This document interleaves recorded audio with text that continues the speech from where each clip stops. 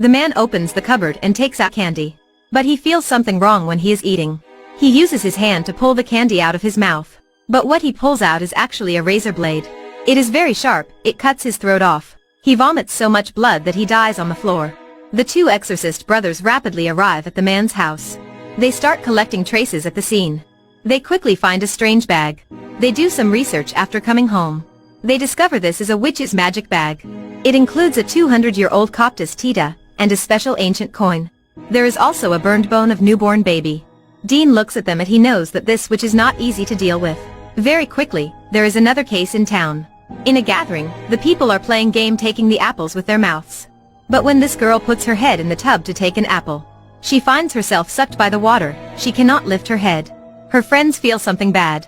They immediately try to help her out of the tub. But no matter how hard they try, the girl cannot move. It's like she is clamped tightly.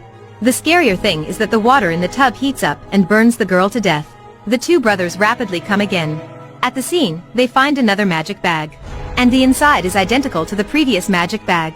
Sam reads a book and finds that it is very similar to the notes in the book. If you kill 3 people 3 days before Halloween, you will summon the death in Halloween night. The world will be destroyed. Sam and Dean are serious. They start watching the home of the first victim. Unexpectedly, they see the second victim's friend, Chusher. However, she said that she didn't know this family before. Obviously, she has something weird. To investigate Chusher, they go to her school. They find a locked cabinet in the art room. After opening, there is a pile of children's bones. They assume that Chusher is the witch. However, in the basement of Chushy's house, she is tied and is about to be killed by a man. Finally, the two brothers can save her from death. But they don't expect that Chusher starts to attack them back. It turns out that the man is Chushy's brother. They had an argument. After taking down Sam and Dean, Chusher collects the man's blood. She starts a ritual to summon the death. The death goes directly to the place where students gather. He locks the door and starts to kill them. Luckily, the brothers arrive. Sam tells Dean to open the door. And he is looking for the death.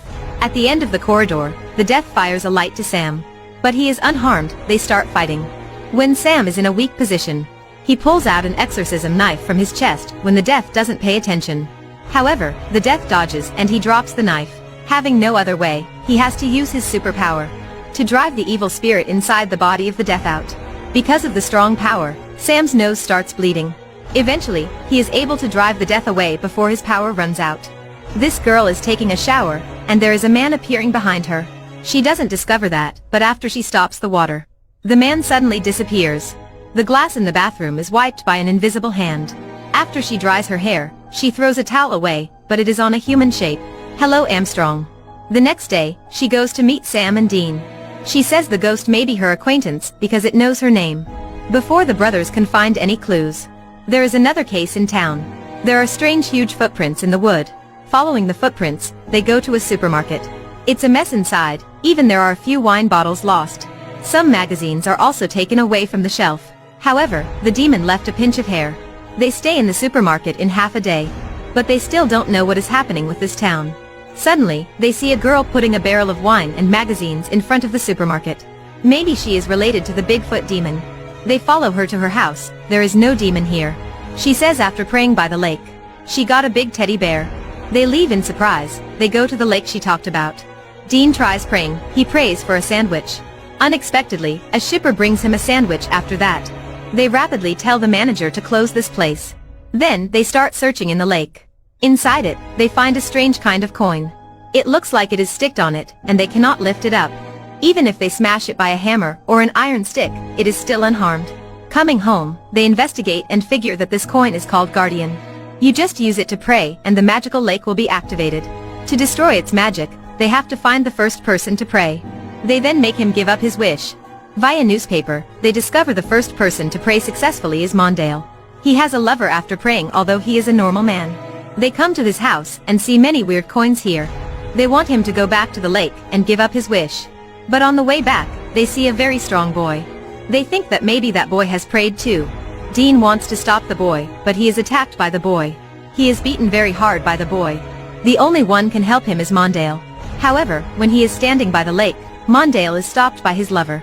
She does not want to leave Mondale. But when he thinks of the tragedies caused by the lake, he embraces his lover with sadness and picks up the magical coin.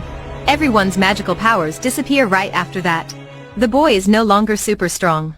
The woman does not love Mondale anymore. The teddy bear of the girl also returns to its original shape. After all, the town is as peaceful as before. This girl is calling his friend Fat Girl. She is then stopped in the bathroom. "You think I am ugly," the girl wants to apologize. But the fat girl grabs her head to hit the mirror. She does not stop despite the bleeding. Then, the fat girl pulls that girl to the toilet. She pushes her head into it. "I am not ugly at all." And so on, the girl is killed by the fat girl in the toilet.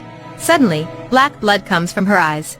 After learning this, Sam and Dean immediately meet the fat girl. She says, "I was totally out of control. I felt like I was controlled by something." After asking the fat girl, they pretend to be officers to get in school. After searching, they don't find any sulfur. No sulfur means no demon's existence. But there is a case in the laboratory.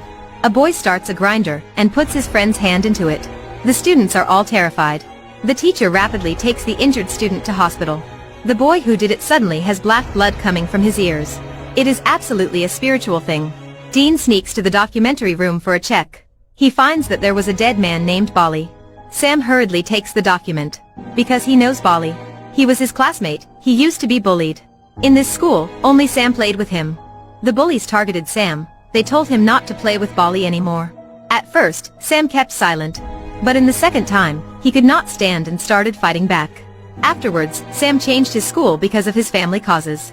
When Sam left, Bali was watching him for a long time. Is Bali the killer? They dig Bali's grave and burn his body. They think it will make things stop. But the next day, Sam wants to go to school to meet someone. But he is beaten by a girl. She is so strong that she takes him down after a few hits.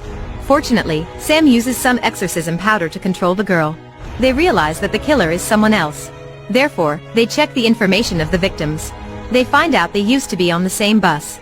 The brothers rapidly find the bus and start inspecting. Sam gets the driving license of the driver. He is Jakey. Sam realizes that he is the father of the boy who bullied him in the past. They go to see Jakey.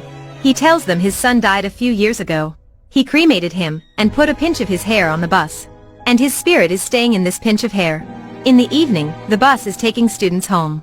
The driver's nose suddenly bleeds with black blood. It means he is being controlled by the devil. Suddenly, the bus crashed into the grass on the road. After getting out of the car, the driver sees Sam and Dean waiting for him. They tie him up by an exorcism rope. Dean gets on the bus to find the hair, but he cannot find it. Jakey's son looked at them wickedly. Sam wants to advise him, but he doesn't listen. He struggles to escape the rope. Sam has no choice but firing the gun. However, the spirit moves to another student. He aggressively beats Sam. Dean shoots him, but he is unharmed. When Sam is struggling, he tells Dean to find the hair. It turns out to be in the dead driver's shoes. Dean finds it and burns it. Then, the spirit of Jakey's son leaves the student's body. Sam looks up in the air and falls into meditation. That's the end of this video. See you in the following videos.